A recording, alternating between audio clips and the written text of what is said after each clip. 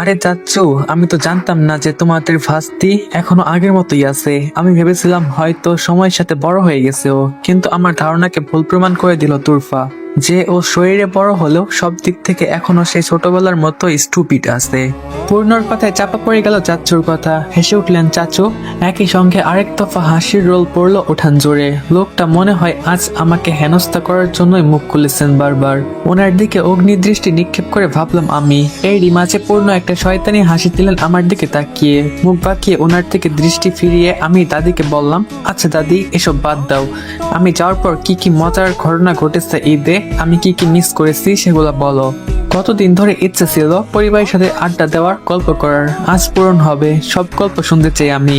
আমার উচ্ছ্বাসিত মুখ দেখে হেসে ফেললো সবাই। চাচু ও কাকিমারাও যোগ দিলেন দাদির সাথে গল্প শুনতে। মাঝে মধ্যে প্রান্ত ভাইয়া কিছু একটা বলছে, যেটা নিয়ে পূর্ণের সাথে ওনার কথা কাটাকাটি হচ্ছে। দুই ভাইয়ের খুনসুটি দেখে বেশ মজা লাগছে। এদিকে সবার গল্প শুনতে শুনতে হাসি ঠাট্টায় মেতে উঠেছি আমি। এতক্ষণ হাসলেও আনমনি চোখের কোণে বিন্দু বিন্দু জলের উপস্থিতি টের পেলাম আমি।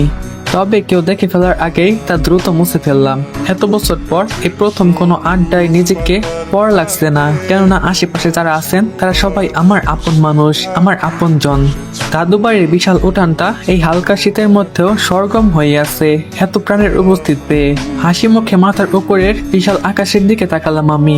আকাশের কোণে ঝুলে থাকা চাঁদটাও যেন হাসছে আজ আমাকে দেখে। দাদির ছোট্ট রুমে কাদাকাদি করে শুয়ে বসে আছি সব মেয়েরা। গভীর রাত পর্যন্ত পরিবারের সব ছেলে মেয়েরা মিলে আড্ডা দিয়ে চলে গিয়েছে যে যার ঘরে। যাওয়ার সময় পূর্ণ একটা বারের জন্য তাকালেন না আমার দিকে। আমিও চুপচাপ দাদির রুমে চলে এসেছি। অবশ্য পরে দাদির কথা শুধু আমি নয়, তার ঘরে থেকে গেছি আমরা সব মেয়েরা। বড় আম্মু কাকিমারা নিজেদের মধ্যে কথা বলছে। রাইসা পেছারি প্রান্ত ভাইয়ার থেকে দূরে থাকায় কষ্টে ওনার সাথে মেসেজে আলাপ করছে। প্রিয়া ফ্লোরে করা বিছানায় ইতোমধ্যেই ঘুমিয়ে কাদা। আর এদিকে আমি মাটিতে বসে আছি দাদির সামনে, যিনি আমার চুল আশ্রয় দিয়ে বেনি করে দিচ্ছেন। দাদির সাথে আমার শোয়ার কথা থাকলেও বড় আম্মুর কোমরে ব্যথার সমস্যা থাকায় তাকে খাটে থাকার জন্য জোর করলাম আমি। আর যাই হোক, বড় আম্মুকে নিচে শুয়ে কষ্ট পেতে দিতে দাদির সাথে খাটে ঘুমাতে পারবো না আমি। আমার চুল বেনি করা শেষ হতেই দাদি বললেন, যা তোরফা, শুয়ে পড়। সবাই শুয়ে পড়েই গল্প করব। অনেকক্ষণ ধরেই তো বসে আছি। দাদি বড় মতো রেস্ট লাগবে ভেবে আমিও মাথা নেড়ে শুয়ে পড়লাম। রাইসা খাটের এক পাশে শুয়ে ফোনে মেসেজ করেই যাচ্ছে, অন্য পাশে কাকিমা ইতিমধ্যেই নাক ডাকছেন। দরজার কাছে এক পাশে প্রিয়া ঘুমাচ্ছে, তাই ওর পাশে জায়গা দেখে বালিশ কাঁথা নিয়ে শুয়ে পড়লাম আমি। দাদি বলেছিল গল্প করবেন, কিন্তু নিজেও নাক ডাকা শুরু করছেন বিছানায় গা এলিয়েই। কোথায় গল্প, কোথায় কি। রুমের বেশিরভাগ মানুষই ঘুমাচ্ছে এখন ক্লান্তির চোটে। আমি নীরবে হাসলাম সেদিকে তাকিয়ে। চোখ বন্ধ করতে ক্লান্ত শরীর এসে ভর করলো রাজ্যের ঘুম। ঘুমের সাগরে তলিয়ে গেলাম আমি।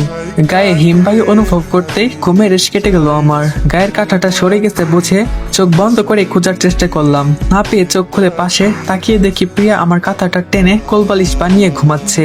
এদিকে গায়ে ঠান্ডা লাগছে বেশ, কিন্তু ওর থেকে কাঁথা টানলেও প্রিয়া দিচ্ছে না। বেশ জোর দিয়ে চেপে ধরে ঘুমাচ্ছে। হতাশ হয়ে কাঁথা ছাড়াই ঘুমানোর চেষ্টা করলাম আমি। ঠান্ডায় ঘুম তো ধরলই না, উল্টো পিপাসা পেল আমার। মনে করলাম পানির তৃষ্ণায় ঘুম ধরছে না, তাই রুমের দরজা খুলে পানি খাওয়ার জন্য ডাইনিং রুমের দিকে গেলাম আমি। পানি খেয়ে গ্লাসটা টেবিলে রাখতেই মনে হলো আমার পেছনে যেন কেউ একজন আছে। যেহেতু ঠান্ডা লাগছিল, তাই ঘাড়ের কাছে গরম নিঃশ্বাস অনুভব করতেই মানুষটার উপস্থিতি টের পেলাম আমি। কিন্তু এই সময়ে কি আসবে? সবাই তো ঘুমিয়ে থাকারই কথা। বাড়িতে চোর ঢুকে নিত। উল্টাপাল্টা ভাবতে ভাবতে পেছনে ঘুরে একটা চিৎকার দেওয়ার প্রস্তুতি নিলাম। পেছনে ঘুরতে ধাক্কা খেলাম তার শক্ত বুকের সাথে। খানিকটা পিছ দিয়ে ডাইনিং এর চেয়ারের সাথে বাড়ি খেতে ধরলাম আমি, কিন্তু তার আগেই আমাকে টেনে কাছে আনলেন পূর্ণ। পুরো বাড়িতে এখন ড্রিম লাইট আর জানালার পর্দার ফাঁক দিয়ে চাঁদের আলো ব্যতীত আর কোনো আলো নেই। এর মাঝে স্পষ্ট দেখতে পেলাম আমি তার চেহারা। আমার মতো উনিও বিস্তৃত হয়ে তাকিয়ে আছেন আমার দিকে। দুজনেই অবাক হয়ে হঠাৎ একসাথে ধীর গলায় বলে উঠলাম, আপনি এখানে? আমার এক কদম সামনে দাঁড়িয়ে আছে পূর্ণ। ঈষৎ অন্ধকার ঘরে দুজনের দৃষ্টি দুজনের পানে। হাত ছেড়ে দিল, দূরত্ব বাড়িনি আমাদের মাঝে। উনি কিছুক্ষণ পর ধীর আওয়াজে ধমকিয়ে বললেন, এত রাতে ঘুমাওনি কেন? গল্প কি এখনো শেষ হয়নি তোমাদের? রকুসকে তাকালাম আমি ওনার দিকে, এমন ভাবে বলছেন যেন আমি কি একাই জেগে আছি এত রাতে, আর উনি ঘুমের মধ্যে হেঁটে এসেছেন এখানে। তীক্ষ্ণ বললাম, ঘুমিয়েছিলাম আমি, পানির তৃষ্ণায় ঘুম ভেঙে গেছে তাই এখানে এসেছিলাম। কিন্তু আপনি ঘুমাচ্ছেন না কেন? আমার তো তাও জেগে থাকার একটা কারণ ছিল, আপনার তো ছিল না। তাহলে আপনি কি করছেন এখানে এত রাতে? আমার কথায় সুচারু দৃষ্টিতে চাইলেন উনি, সেই দৃষ্টির বোধগম্য হলো না আমার। তবে উনি আমার প্রশ্নের সরাসরি উত্তর দিল না, মৃদু কণ্ঠে বলল, ঘুম ধরছে না তুরফা? সত্য একটি বাক্য, অথচ এর মধ্যেও আমি খানিকটা বিষাদের গন্ধ পেলাম। আচ্ছা, ওনার কি মন খারাপ? আমি কৌতূহলী চোখে তার দিকে তাকিয়ে বললাম, কি হয়েছে আপনার? শরীর খারাপ লাগছে না ক্ষুধা লেগেছে? কিছু বানিয়ে দিব? আমার প্রশ্নের বিপরীতে উনি জবাব না দিয়ে মুচকি হাসলেন। এই অন্ধকারে আলোর ছায়ার খেলার মাঝেও যে হাসি হৃদয়ের কম্পন তুলে দিল আমার। এত সুন্দর হতে হবে কেন লোকটাকে? কি হয়েছে তার মাঝে যা আমার এত ভালো লাগে? বিস্তৃত অন্তরে ভাবলাম আমি। আমার ভাবনার মাঝে পূর্ণ বললেন, খাবার বানিয়ে দিতে হবে না, তবে অন্য কিছু করতে পারো। পারবে? কি করতে হবে বলুন? আমার সাথে হাঁটতে যাবে তুরফা? পূর্ণর কথায় আরেক দফা বিস্ময় এসে ছুঁয়ে গেল আমায়। এই মাঝরাতে উনি আমার সাথে একা হাঁটতে যেতে চাইছেন, এটা সত্যি কি পূর্ণ? নাকি ঘুম না হয় মাথা নষ্ট হয়ে গেছে ওনার? আমি কিছু না বলে চট করে ওনার মুঠো ধরে ফোন অন করে সময় দেখলাম রাত 12:10 বাজে। শহরে একটা খুব বেশি সময় না হলো গ্রামের জন্য গভীর রাত। এতক্ষণে সবাই ঘুমিয়ে কাদা হয়ে গেছে। এই মাঝরাতে চাঁদের আলোর নিচে পূর্ণর সাথে নিরিবিলি হাঁটবো ভাবতে একটা শিহরণ হচ্ছে মনে। এদিকে পূর্ণ চুপচাপ দেখছিল আমার কর্মকাণ্ড। আমি কিছু না বলায় উনি পুনরায় বললেন, কি হলো, যাবে না? আচ্ছা তাহলে এখন চুপচাপ গিয়ে ঘুমাও। আমায় নির্দেশ দিয়ে উনি একাই হেঁটে যাচ্ছিলেন দরজার দিকে। ঘটনাটি এত দ্রুত ঘটলো যে পুরোটা বুঝে উঠে বেগ পেতে হলো আমার। দৌড়ে গিয়ে পেছন থেকে ওনার বাহু চেপে ধরলাম আমি। এই, আপনি কোথায় যাচ্ছেন একা একা? আমিও যাবো তো আপনার সাথে।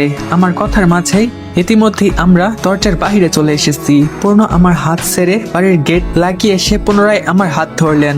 আমি হাঁটার জন্য পা বাড়াতেই উনি থেমে গেলেন। আমি ভ্রু তুলে ওনাকে ইশারায় জিজ্ঞেস করলাম, কি হয়েছে? উনি হাতের উল্টো পিঠ দিয়ে একবার আমার কপালে গলায় হাত ছোঁয়ায়। হঠাৎ করে তার ছোঁয়া খানিকটা কেঁপে উঠলাম আমি। চকিত নয়নে তার দিকে তাকাতেই বললেন, গা হাত এত ঠান্ডা কেন তোমার? মনে তো হচ্ছে জ্বর আসবে। তুমি কি নিচে শুয়েছিলে? তীক্ষ্ণ চোখে প্রশ্ন করলেন পূর্ণ। এদিকে অবাক হয়ে গেলাম আমি। লোকটা আসলে ভীষণ বুদ্ধি। এতটুকুতেই বুঝে গিয়েছেন যে আমি নিচে শুয়েছি।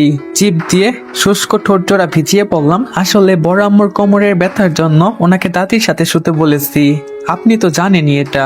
তাকে নিচে ব্যথা পেতে দিয়ে আমি উপরে ঘুমাতে পারি বলুন? নিচে ঘুমালো অ্যাটলিস্ট মোটা কাঁথা নিয়ে ঘুমাতে পারতে ইডিয়েট। তাহলে তো আর ঠান্ডা লাগতো না।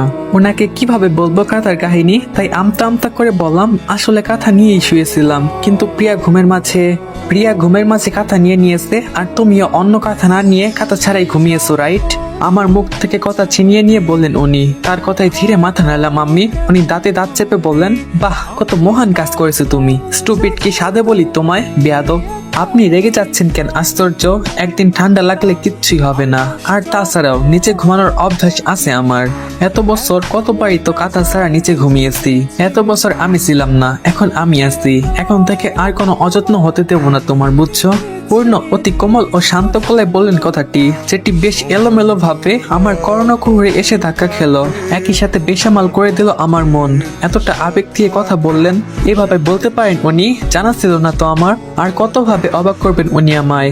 আমার ভাবনার মাঝেই দৃষ্টিগোচর হলো ওনার হাত আমার হাত ছড়িয়ে আমার ওড়নায় গিয়ে পৌঁছেছে। পূর্ণ দৃঢ় হাতে আমার ওড়নাটুকু মেলে গায়ে পেঁচিয়ে দিলেন শালের মতো করে। কপাল জোরে খেলতে থাকা এক গুচ্ছ বেখেয়ালি চুল কানের পিছে গুজে দিয়ে আমার হাত ধরে বললেন, এবার চলো। আমি কিছু বললাম না, শুধু মন্ত্রমুগ্ধের ন্যায় চলতে লাগলাম তার পিছু পিছু। পূর্ণ এক মনে সামনে তাকিয়ে হাঁটছে, আর আমি হাঁটছি তার দিকে মুগ্ধ চোখে তাকিয়ে। তো গাইজ, গল্পের কিন্তু আরো ইন্টারেস্টিং পার্ট বাকি আছে। গল্প কেবল অর্ধেকও শেষ হয় নাই। তো তোমরা কি বলো, গল্প কি কন্টিনিউ করব নাকি শেষ করে দিব? কারণ গল্প অনেক দীর্ঘ সময় ধরে চলতেছে। আমি আর কি তোমাদের কাছে জানতে চাই যে গল্পটা ভালো লাগতেছে নাকি শেষ করে দিয়ে নতুন গল্প আনবো। তো এটা অবশ্যই কমেন্ট বক্সে জানাবা। তো ভালো থাকবে সবাই, আল্লাহ হাফেজ। দেখা হবে তোমাদের সাথে পরবর্তী পার্টে।